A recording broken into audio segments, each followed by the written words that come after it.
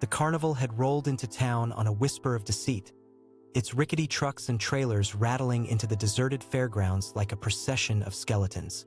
The Ferris wheel, a twisted latticework of rust and shadows, stood like a specter, its seats dangling like gibbets.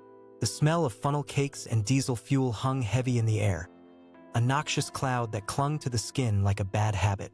Riley Willis, a local boy with a penchant for trouble, wandered the midway, his eyes gleaming with a mix of fascination and fear. He'd heard the rumors, of course, whispers of a carnival that brought darkness with it, a circus of broken dreams and shattered lives. But Riley wasn't one to believe in rumors. Not yet, anyway. As he walked, the booths seemed to lean in, their tattered awnings whispering secrets in the wind. The barkers' calls grew louder, a cacophony of promises and lies that echoed through Riley's mind like a siren's song. He felt the pull of the carnival, a strange gravity that tugged at his heart like a rusty hook. He stopped in front of a booth adorned with faded banners, the words Madame Alera's Mystical Marvels, crookedly painted across the top. A gypsy queen, resplendent in a tattered gown, beckoned him closer with a bony finger. Her eyes, two glittering onyx stones, seemed to bore into Riley's very soul. "Come, young one," she cackled, her voice like the rustling of dry leaves. "Let Madame Alera reveal the secrets of the unknown." Riley's hesitation was fleeting. He handed over a crumpled dollar bill, and Madame Alera's long fingers closed around it like a spider's legs. She drew him into the booth, the air thickening with the scent of patchouli and decay.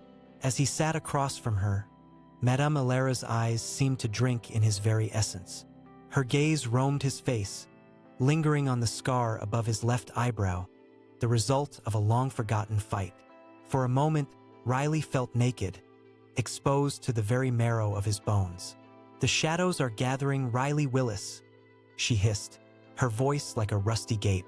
"Darkness stirs, and you would do well to heed the warning signs." Riley laughed, a nervous sound that echoed through the booth.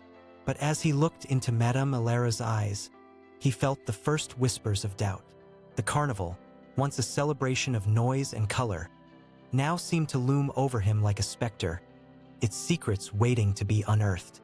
As he exited the booth, Riley's gaze wandered back to the Ferris wheel, its seats now seeming like skeletal fingers reaching for the moon. The carnival's music, a discordant mix of calliope tunes and screaming laughter, took on a sinister tone, like a madman's cackle echoing through the night. He wandered further, the Midway's neon lights casting an eerie glow on the deserted streets. The carnival's patrons, once a riotous throng, had vanished, leaving behind only the faint scent of cotton candy and the distant rumble of the tilt-a-whirl. Riley's skin crawled as he approached the funhouse mirror, its curved glass reflecting a distorted image of himself, his eyes glowing like embers from a dark pit. The word "sideshow" was scrawled across the top in dripping, red letters, as if written in blood. A figure emerged from the shadows, its face a grotesque parody of a smile, the skin stretched taut over a skull-like visage. The barker's voice, a low, menacing whisper, seemed to seep from the very walls themselves. "Step right up, Riley Willis. Come one, come all, and witness the wonders of the sideshow." Riley's heart raced as he hesitated, the mirrors reflecting a labyrinth of twisted corridors, each one whispering secrets in his ear. He felt the carnival's dark nexus pulling him closer, a gravitational force that threatened to consume him whole. The barker's hand, long and spindly, reached out to beckon him closer. Riley's feet seemed to move of their own accord, drawing him into the funhouse's twisted labyrinth. The mirrors closed in around him, reflections upon reflections, each one distorting his face into a grotesque mask of fear. The air grew thick with the stench of decay and rot, the walls seeming to seep a noxious mist that clung to his skin like a damp shroud.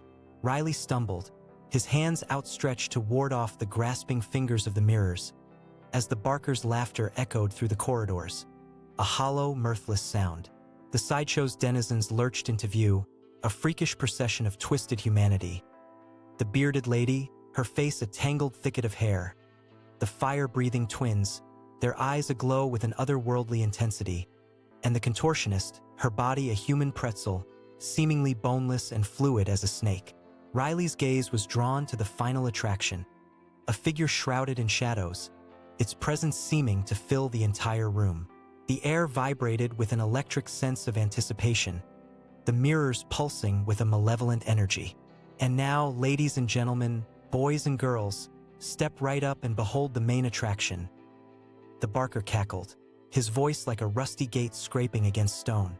Behold, the one, the only, the incomparable Midnight. The figure emerged from the shadows, its presence like a dark star exploding in the room. Midnight's face was a death's mask, pale and smooth, with eyes that burned like embers from a funeral pyre. The air seemed to vibrate with an otherworldly energy as it raised its hands, and the mirrors exploded into a kaleidoscope of shattered glass and screaming reflections. Riley stumbled back, his eyes fixed on the horror unfolding before him. The sideshow's denizens closed in, their faces twisted into grotesque grins, as Midnight's presence seemed to draw the very soul from the room. The barker's laughter grew louder, a maddening crescendo that threatened to shatter Riley's eardrums. The funhouse mirrors, now shattered, seemed to reassemble themselves, reflecting a chaos of twisted faces and screaming mouths. Midnight's gaze locked onto Riley, its eyes burning with an unholy intensity. The room began to spin, a mad whirl of color and sound, as the figure beckoned him closer with a bony finger. Riley's vision began to blur, the funhouse dissolving into a tunnel of darkness. He stumbled forward, drawn by some macabre fascination, as Midnight's voice whispered in his ear, a cold, dead whisper that sent shivers coursing through his veins. "Welcome, Riley Willis," it hissed. "I've been waiting for you." Midnight's hand closed around Riley's wrist, its grip like ice. The room seemed to dissolve, leaving only the two of them, suspended in a void of darkness. The carnival's music, once a distant hum, grew louder, a cacophony of screams and wails that echoed through Riley's mind. Midnight's face drew closer, its features blurring into a nightmare visage of twisted flesh and broken dreams. Riley's heart raced, his pulse pounding in his ears like a death knell. "You should not have come here, Riley Willis," Midnight whispered, its breath a cold, rank mist that clung to Riley's skin. "You will never leave this place." The darkness seemed to coalesce into a living entity, a palpable presence that wrapped around Riley like a shroud. He tried to scream, but his voice was lost in the cacophony of terror that surrounded him. Midnight's grip tightened, its fingers like a noose around Riley's wrist. The world began to spin, a mad whirl of color and sound, as the figure drew him closer, its eyes burning with an otherworldly intensity. In that moment, Riley knew he was doomed, trapped in a living hell of Midnight's creation. The carnival, once a place of laughter and joy, had become a monstrous, devouring beast, and Riley was its next victim.